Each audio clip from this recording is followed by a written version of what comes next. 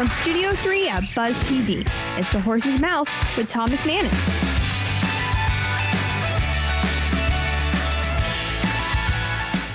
All right, time once again for Campo's Corner here on The Horse's Mouth. At my bar, of course, at Tommy Max. It's always a great place to be. Brought to our good friends at YOLO Rum, where you only live once. Of course, Coach Campo's here. Cruz Budihas is here as well. And another Army veteran is here as well. We're going to talk a little law and talk a little life and talk about playing football at Army, which is going to be pretty cool. So let's get into it right here at the bar. Let's welcome in the panel, Coach Campo. How are you, my friend? I'm good. Good I'm to great. see you. I'm great sitting next to a veteran plus a football player. Well, we played at Mikey Stadium, you and I separately. We know what it's like to play against Army, don't we? Absolutely. And Not very good. Still today from playing against you. Yeah, You know what I mean? not very good in my case either. No. We lost. So Jake Bohn is here. How are you from Holland and Knight? Good to have you, my man. Thanks for having me. Thank you for your service, first and foremost.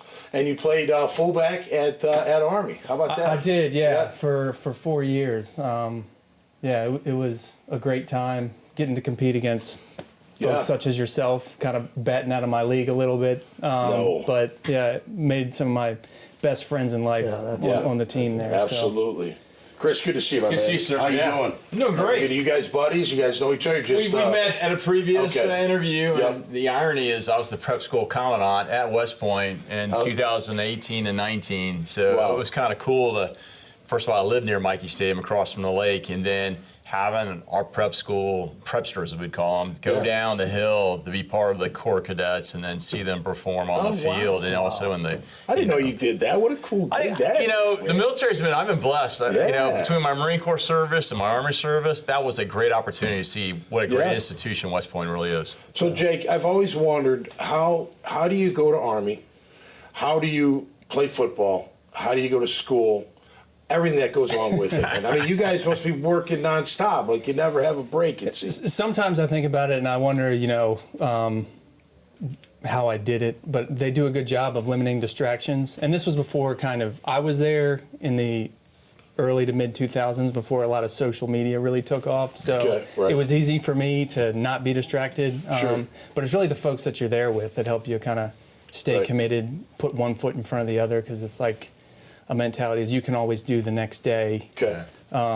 Whereas if you look at the big picture, it's like, oh, I'm doing this, I'm missing out on this. It can feel overwhelming, but the folks there really helped me maintain my focus, I guess. So you're from Maryland? I am originally, yes. Were you recruited to go play college ball in other places than Army? Not as much as I would have liked to be honest with you. So my high school had a really good wrestling team, and really that's what got my foot in the door at Army. And dual athlete. I was able to walk on the football team. I was going to say, that scar on your eyebrow doesn't come from football. No, that was from a wrestling practice where I got headbutted one time. So. Yeah, is it really?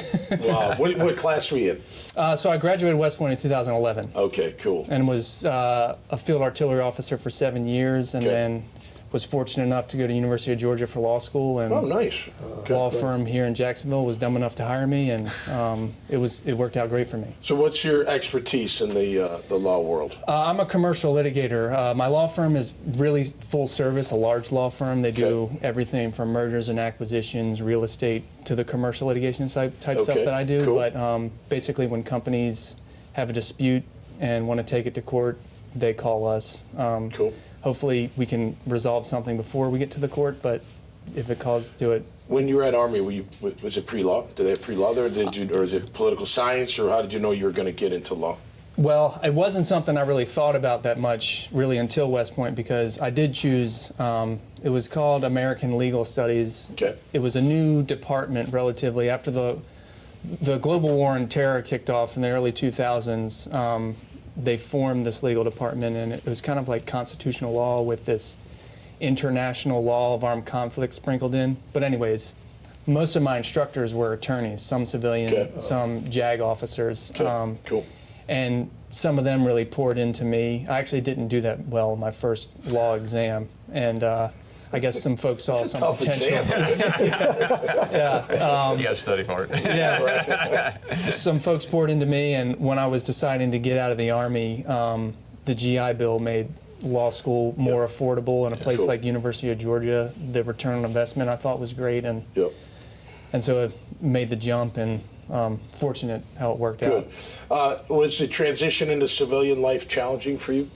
It is because there's certain things with the camaraderie in the military and really playing sports. It was something I was around my whole life, and competing's different in the business world. Right. It's different. There's always a third party in the way. Yeah. So it was hard to. Yeah, it was hard to sort through kind of, you know, how to fit in some ways. But fortunately for me, I have a wife who's great and supportive, and my family. I feel like I had a support system that really helped me throughout that process, and I think veterans that do well tend to have those systems in place. I was going to ask, did you have your family? Did you have family background in the service that led you in that direction? Or I did not. My father was not in the service. It was something he always respected. Both of my grandfathers were in the service, one in the Navy, one in the Air Force, but that was in a time where you were either drafted and kind of like every able-bodied male was serving. September 11th happened when I was in 7th grade. It was a combination of wanting to do something different and also the opportunity to play college football at what I thought was a high level, which, you know, I was like 5 foot nothing, running a 5 flat, you know, less than 200 pounds. I thought I could play ball, but, you know, there wasn't a whole lot of people. They weren't exactly knocking down the door. You're not kidding. All right, so are you a Ravens fan? Fan or what are we? So to be honest, my son is 2 years old. When he starts going to games, I'm probably going to turncoat. The Jaguars are like my 1B team. I like the purple and black still give me warm and fuzzies because I went to games with my old man and stuff like that. Lamar Jackson's super exciting to watch. No doubt. So when they're on, I watch them. I've actually flipped. I've become more of a college fan now. But I like the Ravens and the Jaguars. But do you still wrestle at all?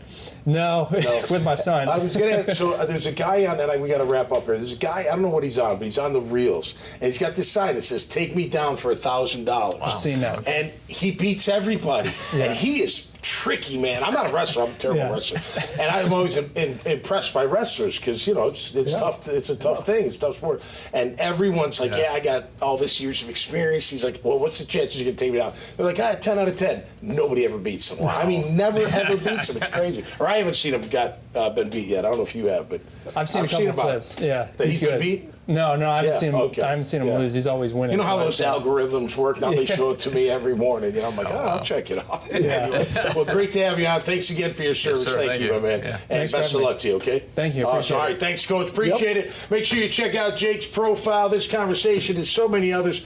Just go to the dailynewsnetwork.com website. You'll find it all right there. So until next time, stay safe out there and be cool. And we'll see you right here on the Horse's Mouth.